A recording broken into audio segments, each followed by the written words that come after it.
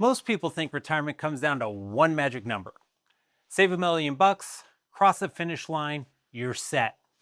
Except the balance in your account barely tells you anything about how retirement is actually going to feel. Two people with the same net worth end up in completely different places. One of them sleeps fine, the other is up at 3 a.m. in the morning doing the math in their head. What separates them isn't the size of the account, it's something I've come to think of as their level of retirement wealth. And most people have no idea which one they're actually standing on. So that's what I want to walk through today.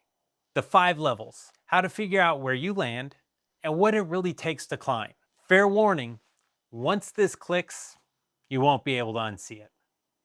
Hi, I'm John Armarino, president of Securus Financial, and most of my work is with retirees. And the question I keep coming back to with them isn't just, do you have enough? It's whether they're actually getting the life that money was supposed to buy. Because retirement wealth was never a single number. It's more like a ladder. And I want to take you up the 5 rungs so you can see where you're standing and what's above you. We'll lay out the levels first and what each really looks like once you're living in it. Then how to place yourself, which takes more than just glancing at your account balance. And then the moves that actually carry people from one rung to the next. Level 1, survival mode. Here you're covering the basics, but there's nothing underneath you. Social Security, pension, not much else. Every month turns into a calculation. Groceries, gas prices, prescriptions, there's no cushion. A blown transmission doesn't stay a blown transmission. It becomes a crisis. And here's what people tend to get wrong about this level. It isn't always a saving failure. Sometimes it just comes down to when you stop working and whether you got a say in it.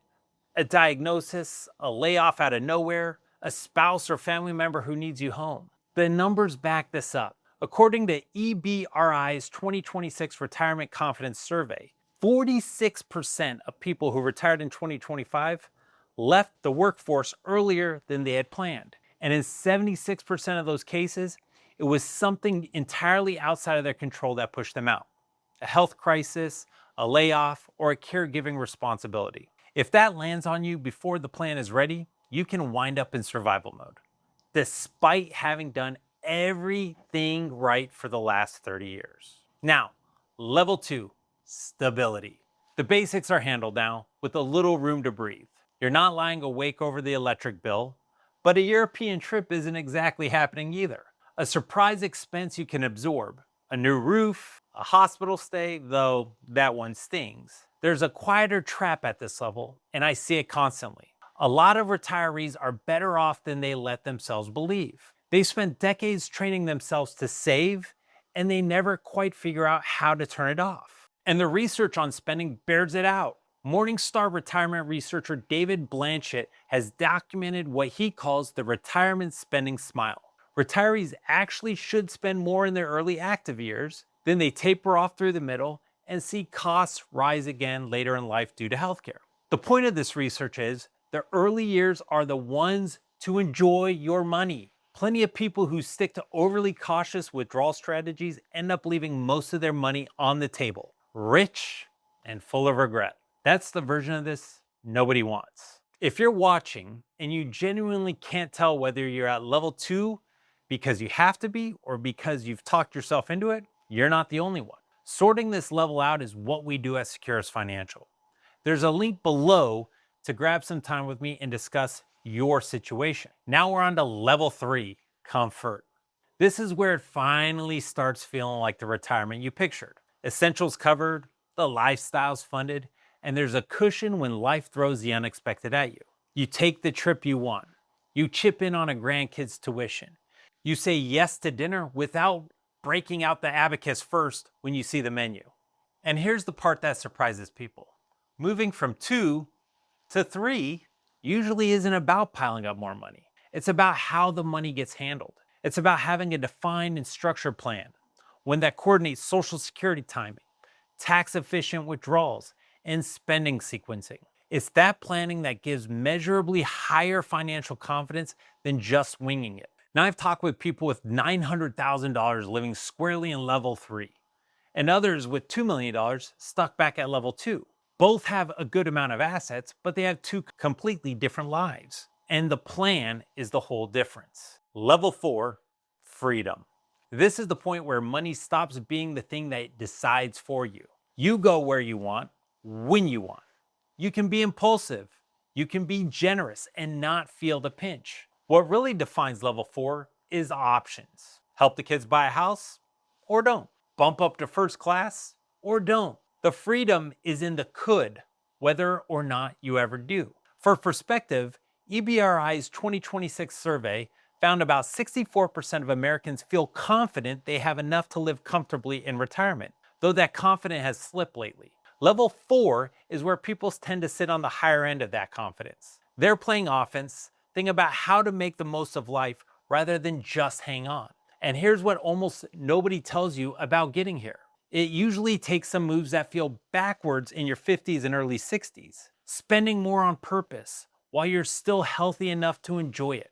Claiming Social Security at an optimal level and when it's right for your situation. Being willing to actually spend down your principal instead of guarding it like it belongs in the Louvre. And then we get to level 5, the legacy. Your own life is funded fully for good. So the question turns outward. What gets left behind? Who can you help? What do you actually care about? This is the generational wealth conversation. Estate plans, charitable giving, gifting to family, trusts. The whole orientation flips from building the pile to handing it off. But here's the reality check. Because level 5 was never about the dollar figure either. I've seen people with $5 million frozen at level 4, too scared of running out of money to enjoy a cent of it. And people with $3 million living fully at level 5 because someone built them a plan clear enough to give them confidence to live life to the fullest, not just focusing on the balance.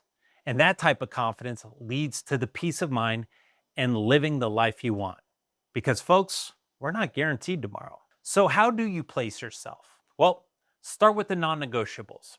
Housing, food, healthcare, auto insurance, the necessary expenses you're paying no matter what. Then the life on top of that, traveling, eating out, hobbies, gifts, the things that make any of it worth doing. You're retired. Every day is Saturday. Now hold up both of those against your guaranteed income. That's your Social Security, a pension, your income plan. If the guaranteed money covers the essentials with margin to spare, you're at least at level 2. Cover the essentials plus most of the lifestyle, and 3's in reach. If your portfolio can carry everything else more or less indefinitely with room for the curveballs, you're in level 4. And if the question you're chewing on is how to give the money away and not to the IRS, rather than whether you'll run out of it, then you've made level 5. So how do you make this climb? Well, it's almost never by earning more or saving harder. The levers that actually move you are about the strategy. The first one is your income. When you turn on Social Security, which accounts you pull from and in what order. How you ride your tax brackets year over year.